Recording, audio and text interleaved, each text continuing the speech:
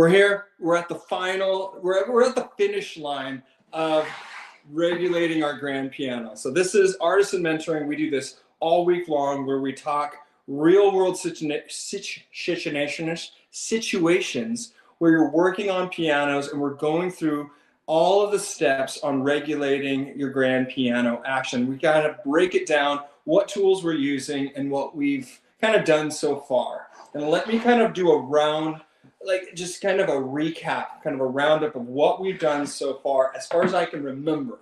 And so I might ask you guys to kind of like, hey, I think I'm doing this right. So steps 1 through 3, 1 through 4 roughly were, first off, tightening all the action screws. I think I saw a couple comments and somebody said they like mathematically calculated like, well, there's this many screws, and if it takes 3 to 5 seconds per screw times, it was like half an hour to an hour's worth of screw tightening. I think you can get that down a bit, but there's a lot of screws, lots and lots of screws when it comes to tightening all the screws within the action. So make sure they're nice and snug. The next thing that we did is we did our parts alignment and spacing. We spaced the hammers to the strings, and then we spaced the whip-ins to the hammers, then the back checks to the tails, and then finally we also spaced or aligned the jacks to that knuckle core. And so we did those things, and then I believe we also in the first series of steps adjusted the blow distance so that it was roughly a shank's distance above this felt right here. The next series of steps included key level and dip, as well as going through and getting our let off done, and then our drop. Yes, perfect. Somebody posted that. That's perfect. So today we're kind of in that final phase. Now, when you're at your customer's house and you get to this phase, you're kind of like, okay, I'm kind of buttoning things up and I'm starting to get it to play that much better. And so today what we're going to be doing is setting our hammer blow distance, kind of finalizing that, which then in turn gives us our final aftertouch. We're also going to be adjusting the repetition lever springs, making sure that those are moving just right, and then also our back checking.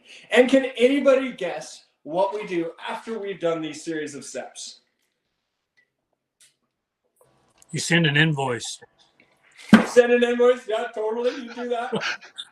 Robert for the win. Yes, no kidding. Realistically, you're going through everything 1 or 2 more times. Because when we're regulating, it's about refinement. I think, Michael, you were saying that you were in a class and they said that there's a circle of refinement, wasn't it? Exactly. It's so true. It's so true. So you're going to go ahead and get it 90% there, and you're refining it more and more and more. What I've found is that last 5% takes the longest. It just is. So, but the nice thing is we've gotten to this point in our regulation process. We're kind of towards that finish line where we're just adjusting some last little bits of this action. So let's first off start with the blow distance.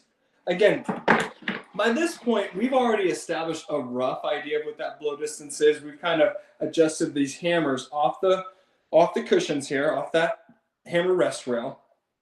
And now we're going to go ahead and adjust it to our final position. And so what are the 3 things that we adjust for aftertouch? Anybody? Blow distance, let off, key dip, or Yep, key dip. So we've already done our key dip. It's dialed in. We've already gone through our let off. It's dialed in. So now we're going to dial in our blow distance. Shameless plug for my friends over at Supply 88. This is the Artisan gauge, and I like using this. I like it. I love this tool. So I like to go and put it and just check it to see if, like, okay, can I get 1 7/8? You'll need to move the model over so we can see. There you go. Thanks, Michael. So I want to see, hey, can I get this 1 7/8 inch blow distance? Okay, I'm a little high right now, so I'm going to go ahead using my capstan adjuster. By the way, I'm a big fan of this one. This is like a universal capstan adjuster. It has the kind of, I don't know if you call it a rat tail, and then it also has multiple multiple sizes here. It's a great tool, but as you will find if you buy this tool, you're gonna need to shave this down. I haven't done that yet because it's just too bulky. And even now, when I go to adjust this capstan down here, it's a pain. But I'm gonna go ahead and lower this capstan, which in turn lowers that hammer. So I wanna lower this to that 1 7/8, and what that is right here, the top of this to the bottom here is 1 7/8. So it's right there. Now, I'm gonna go ahead and slowly go through let off. Ooh, it's just perfect. The amount of aftertouch is just right on point. Using this Artisan gauge, you can also test your aftertouch right here. If you notice, there's that little slot chunked out. And what you do is you're gonna put that in right here. You're gonna go slide it in between the key and that punching and gently press down and see if you can get it to let off. So here we go, I'm pressing down on the key. I have that wedge in there. I'm pressing a little bit, and yes, it gives me that let off. So I know that we have great aftertouch here. I love it. If you also look really closely, see if I can do this. If you also look really closely, I got about, you can kind of see there's about a millimeter or so, millimeter and a half of release. What would you call that? Escapement right there between the jack and that knuckle. So those are the things that we look for as technicians to make sure that we have plenty of aftertouch. So questions about that so far? Again, we're at the final stage. We're really making sure that our blow distance is just right to where we get the right amount of aftertouch. That's what we're looking for. That's what we're feeling for right now in this point in the game. No questions. It's that simple. It's that easy. By the way, in this section of the regulation process, there's several tools that we're going to be using. That's the capstan adjuster. I like my drop screw regulator right here. Heart spring tool. Yeah, right there. And then the Artisan gauge right here, which is just allows me to kind of have multiple measurements right there at my fingertips. So David, similar to how we did the initial rough blow distance, are you doing the first and last of a section, going through, setting those and resetting your blow distance between the samples? Thank you, Michael. Yes. So what we would be doing is to get this measurement to begin with, you're dropping the gauge down in between the damper heads and the hammers. And you're going to go ahead and adjust the first and last hammer of each of the sections. Usually there's 3 to 4 sections of a piano, a grand piano, and you're going to, again, do this to the first and last. And that will either raise or lower these ones so that when you slide the action out, you're going to see, okay, here's my first one, here's my last one. You want there to be a straight line in between those two. So you're going to be lowering or raising all the hammers between the first and the last one so that they all meet up. A lot of times people will put a straight edge over them to make sure that they're good. But yes, you're right, Michael. That's the process that we go through.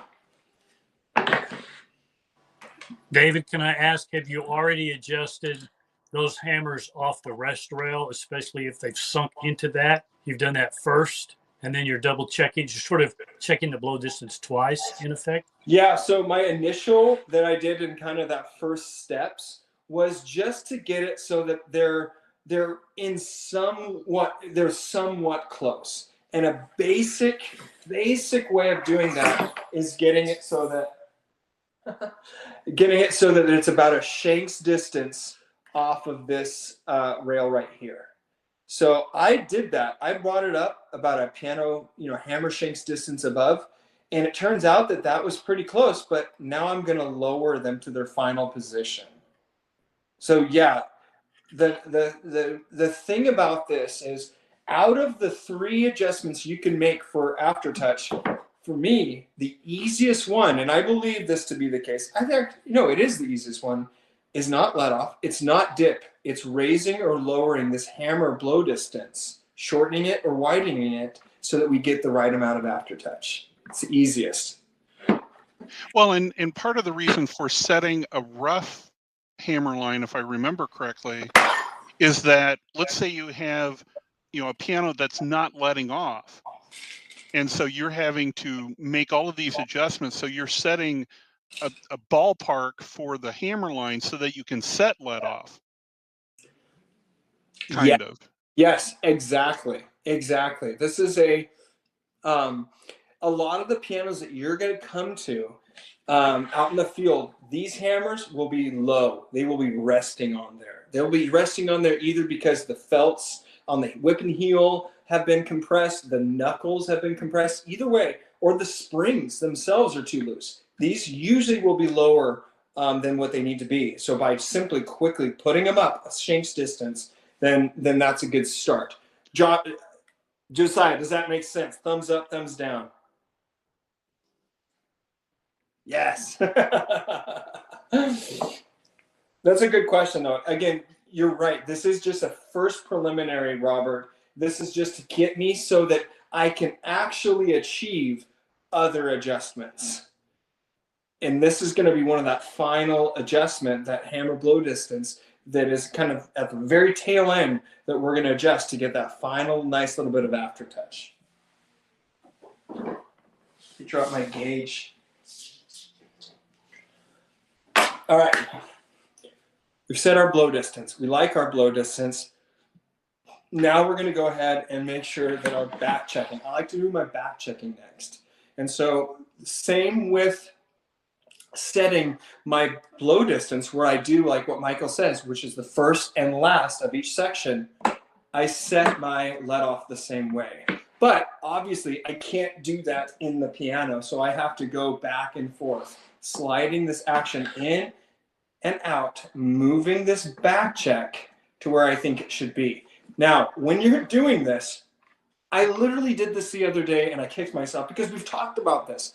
I didn't lift the action when I slid it back into the cavity of the piano, of the key bed. And what it did is it kind of dented up just ever so slightly the front of that piano.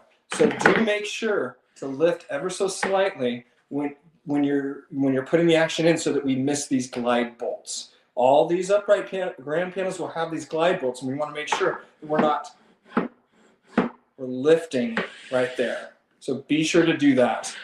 But you're going to have to go back and forth. And what's this distance that I want to check for between the string and the hammer? What's that back checking distance? 5/8. 5/8, you got it.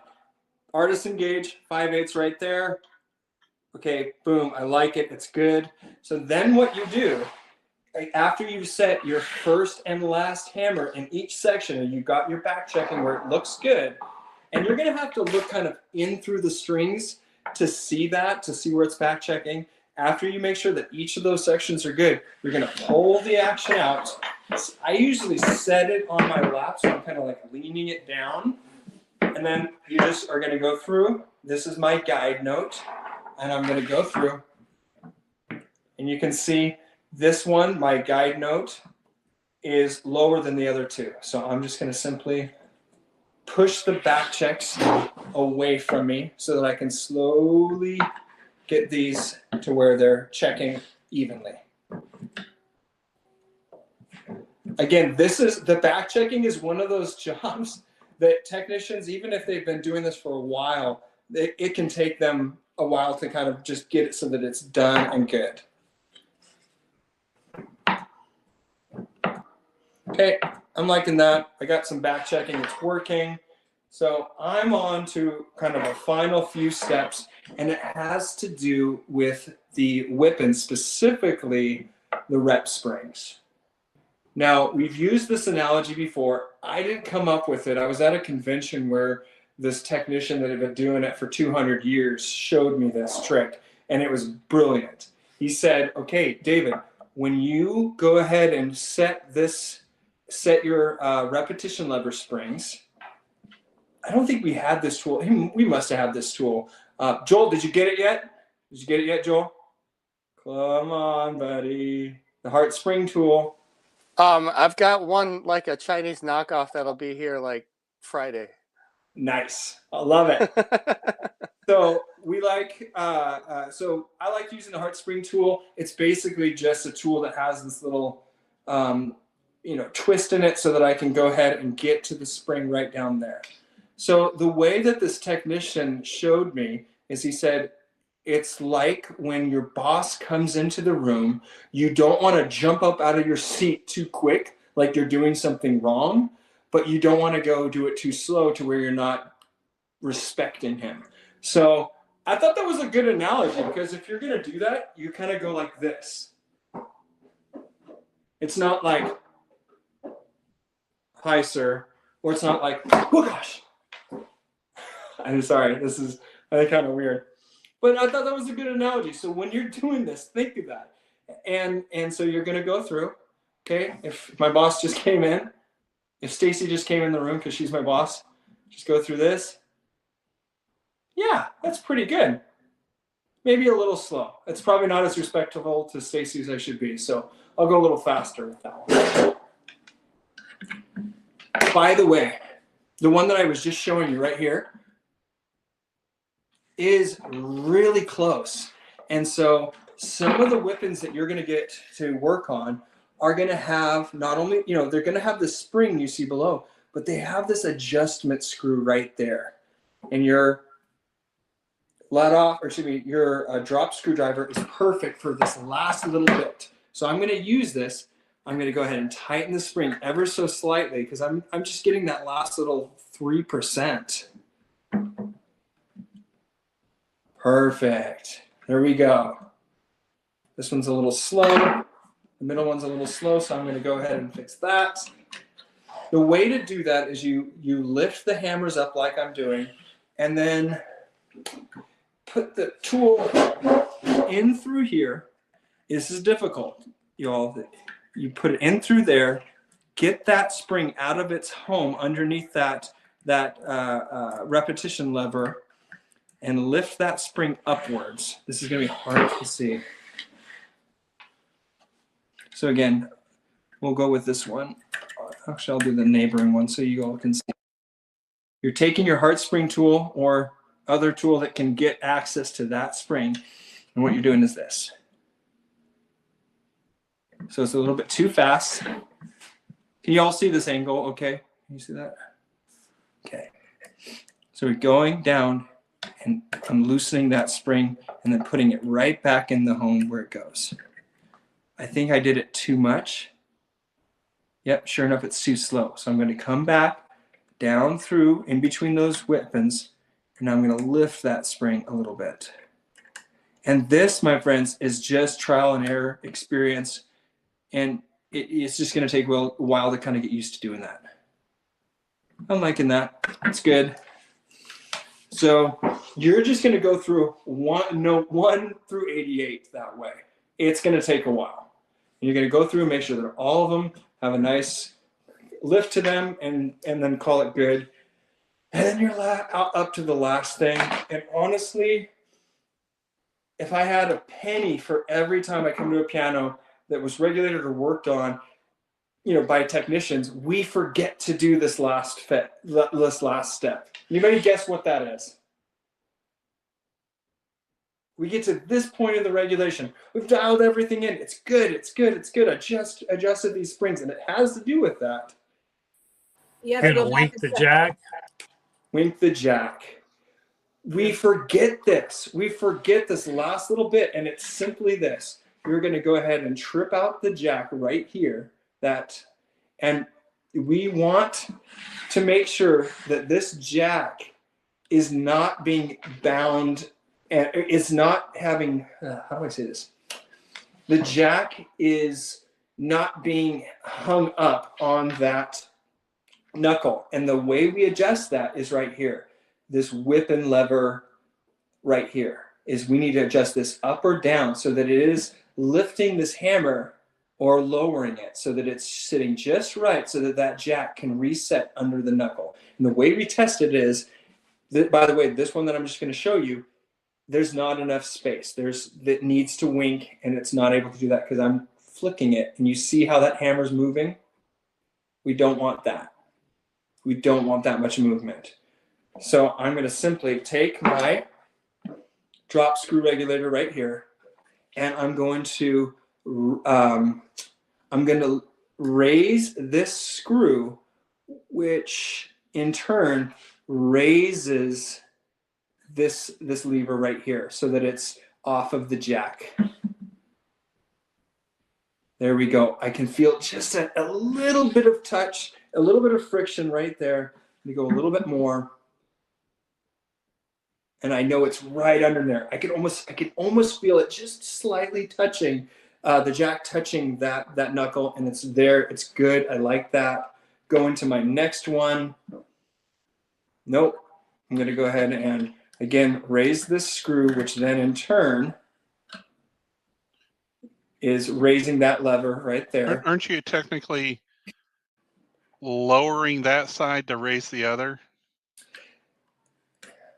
I'm raising the screw, which lowers that. You're right, Michael. I'm raising the screw, which lowers the teeter-totter, if you will, and then it makes it so that jack is not touching as much. Michael, I love you. You're a stickler for the precision-ness, and that's exactly what we need. Is because it can get confusing. Well, it's like, are you going clockwise, counterclockwise? Yeah, and it really depends on your orientation. Are you up or down? Oh, totally. That's a good point. Totally does. So with that being said, we've gone through. We've regulated this action. It's got great dip. It's got great let off. The aftertouch feels awesome. It's ready for round 2 and 3 and 4 and 5 and 6 and 7. Depends on how much you want to go and go through that circle of refinement. Early on, I'll just say this: when I was starting, I would come back the next day after doing this, and it would feel like, oh, did I even do any of this? It looks off. It feels off. I thought I had better aftertouch. I thought it was more consistent than this. It will come. Be patient with yourself. It takes time, and you will get more and more precise earlier on in the process so that you don't have to come back over what you've done as much. And that's just going to come with time and experience. Questions about any of that? It's pretty straightforward, right? It's not too scary. Question for you on back checks. We're talking about, setting the back check distance and the forward and back of adjusting of the back checks. How often when you hit and service pianos, do you see where you need to adjust the side to side orientation of the back checks, or is it mainly back to front to be able to hit the tails properly? Good question. Usually 9 out of 10 times I am not having, what Michael's saying is, do we need to space these back checks side to side so that they're landing underneath and catching that tail just right? Usually I do not have to do that. Vast majority of the time I'm not doing that unless I'm really re-regulating everything and I'm moving those hammers quite a bit. I'm not having to do that. That being said, I'm having to do a lot of back to front movement, more so moving these back checks towards me, the player, because typically on these grand pianos that I'm working on, there's way too much space in the back checking. It's back checking way too low. And so again, a lot of that can be the compression of that leather. It's compressed over the years, so therefore it's catching lower.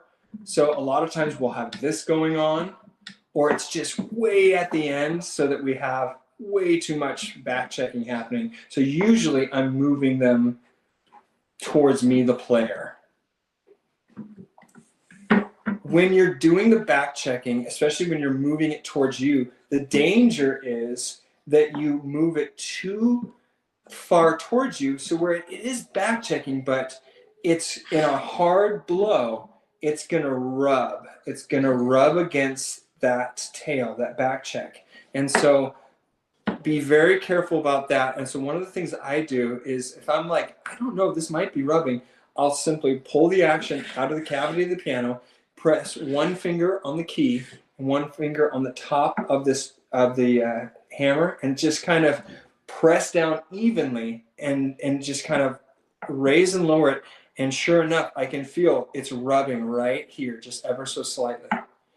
And that is not going to be great for your piano player because they're going to feel that, especially on a, mezzo forte, just massive blow. It might even stick. It might even get bound up in there. So do check for that. And that can be a combination of not only the forward and back, but also the orientation angle of that back check, in making it the correct parallel to the tail, correct? 100%. So sometimes I'm gonna just make this thing go crazy. So sometimes, yeah, you'll get back checks that are like this, where it's like it's checking like close to the others. But if you look,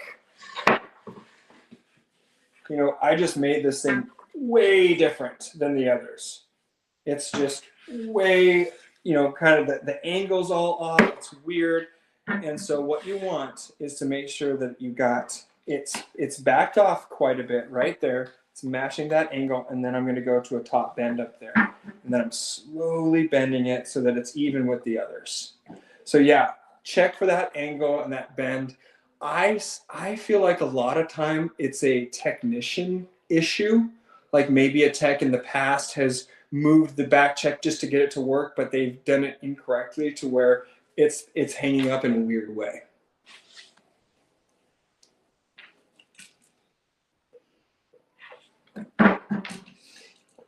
By the way, if you guys want to purchase these are available at the PTG, Piano Technician Guild website. These are a great tool to have. They're kind of pricey. I think they're around $600 each, but they are available, and you can purchase them. So some people say, you know what? I kind of don't want to get another piano in my house.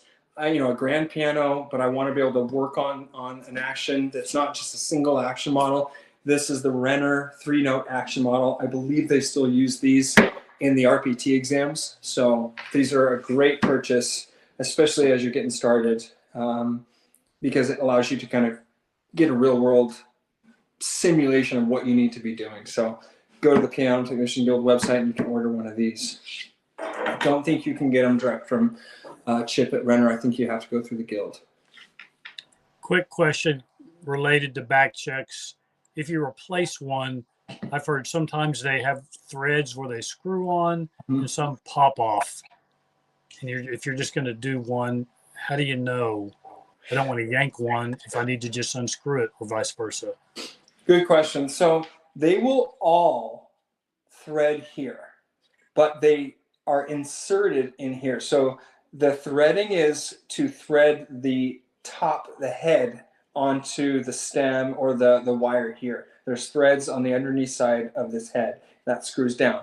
Now, these are meant to pop out, so they're not threaded down here. Okay, I want to keep the wires. I just want the back check. So all the back checks thread off. Exactly. What you're saying. That's universal. Yes, but then what you need to do, and what I've done in the past is kept a first and last. Again, this is a theme common with us. We want to keep the first and last sample of each of the sections, Robert, before you go and unscrew them all. Because what I've done in the past is screwed them on too low or too high, and that messes with things. In general, a basic rule of thumb is go through let off. And you see how the top of this is level with the top of the back check is level with the bottom of that hammer. That's a good rule of thumb, is kind of, okay, you should be close. You're not too far up, you're not too far down. But again, use the originals as your guides. Kind of the same as if you're doing replacement hammers, you're leaving the first and last of the section as you do the others, and then complete the first and last. 100%. That's exactly it. Cool. Any other questions before we move on to kind of the open Q&A, specifically with Robert's felt stuff? I've got a question regarding general regulation. Yeah. You said that you usually do several cycles of regulation before you get it properly regulated. Would you say that those cycles increase depending on how badly out of regulation it is? Yeah, so usually, that's a great question. Usually my first pass, it is, it feels the most aggressive, where I'm making the biggest changes. I'm changing the dip the most. I'm leveling things the most. I'm doing all of that, and I'm making the biggest changes. And so usually that first pass, I usually do two, by the way. I'll kind of do a first pass and get everything so it's really, I would say 90% there, and then I'll go through one whole cycle again. So I'll get all my key level, key dip done, I'll get that all dialed, go through all the motions, and then I'll just double check everything one more time and finish up the last little bit. Most people are not doing 3, 4, 5 passes unless you're replacing parts. If you're replacing hammers and whippings and shanks and stuff like that, or key bed felt, you may be, going through multiple passes. Back when we ran our restoration department, where we would be rebuilding kennels all day long, we actually literally bought a pounding machine. And so we had this thing that we would put on overnight, and we'd go and play it in over the course of like 8 hours. It was like having it being played in for like a year or two. So then we would start everything over again and re-regulate it from the ground up after we've done that. By the way, when you do sell a larger job like that, where you're restoring the piano, a grand piano action, I really recommend that you include a 1 month, a 3 month, or a 6 month follow-up visit. That you say, hey, we're going to come back in 3 months, in 6 months, whatever you decide that is, to do some fine and kind of revamping.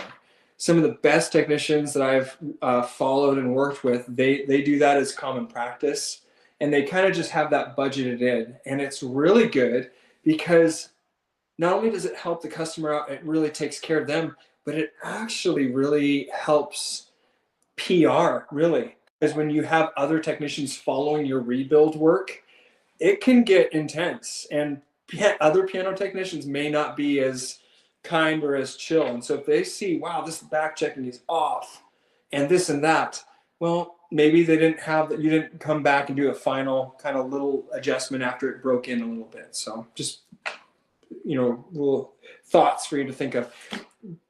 Josiah, does that help answer your question? Sorry, kind of going on a tangent. Yeah, so it's kind of just one rougher pass, kind of like a pitch raise, and then the second one you kind of fine tune it. Yes, that's a great analogy. 100%. 100%. Thanks. Janice, it's so nice to see you in these, by the way, again. Welcome back. It's missed you. Thank you.